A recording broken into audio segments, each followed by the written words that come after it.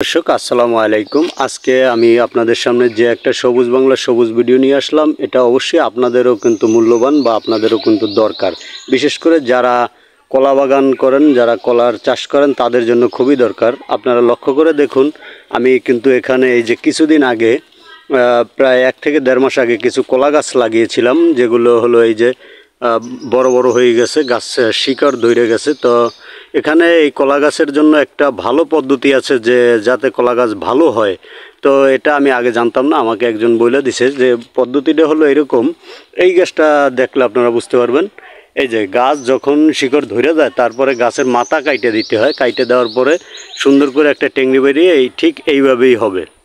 তো এইভাবে হওয়ার পরে দেখা যাবে যে এই গাছটা লম্বা একটু কম হবে, কিন্তু মোটা হবে ভালো, আর কলাও হবে ভালো। তো আমি এই কথা যখন সে আমার বলছে, বলার পরে আমি কিন্তু এখান থেকে 2-3টা গাছ কাইটে দিছিলাম। তো এই যে গাছটা কাটছি, এই গাছটা কিন্তু এই দেখেন একটু ঠেলছে, এটা কিন্তু ভালো ঠেলে নাই। আর এর পাশে এই যে গাছটা দেখতেছেন, এই গাছটা দেখে আর কি এটা ট্রাই করার জন্য কাটছিলাম।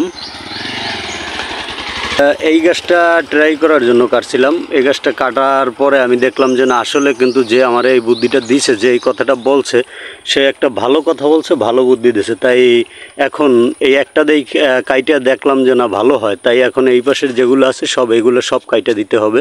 তো আমি এগুলো এখন কাইটা দেবো, আপনারা ভিডিওটি দেখতে থাকুন।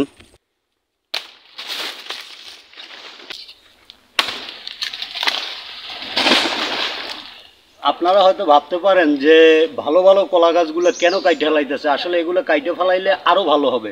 ভালোর জন্যই তো কাটতে আসছি আর কি, ভালো যাতে হয় এর জন্যই কাটতে আসছি। তো সবগুলোই কাইটে দেবো। এতে আরও একটা উপকার আছে, এটা হলো ঝড় বৃষ্টি যদি হয়, বন্যা বাদল যদি হয়, বড় গাছ থাকলে কিন্তু ভাঙে পড়ে। আর যদি এরকম কাটা হয়, কাটা গাছ কিন্তু সহজে ভাঙে না, বাতাসও তেমন বাজে না, গাছে তেমন আঘাতও লাগে না। এটাও গাছের জন্য একটা উপকারিতা।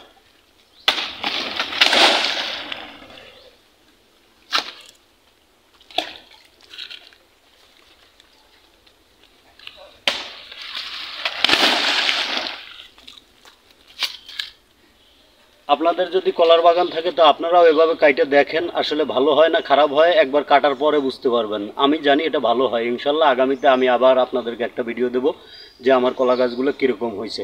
সবাই ভালো থাকবেন, সুস্থ থাকবেন। আল্লাহ হাফেজ, আসসালামু আলাইকুম।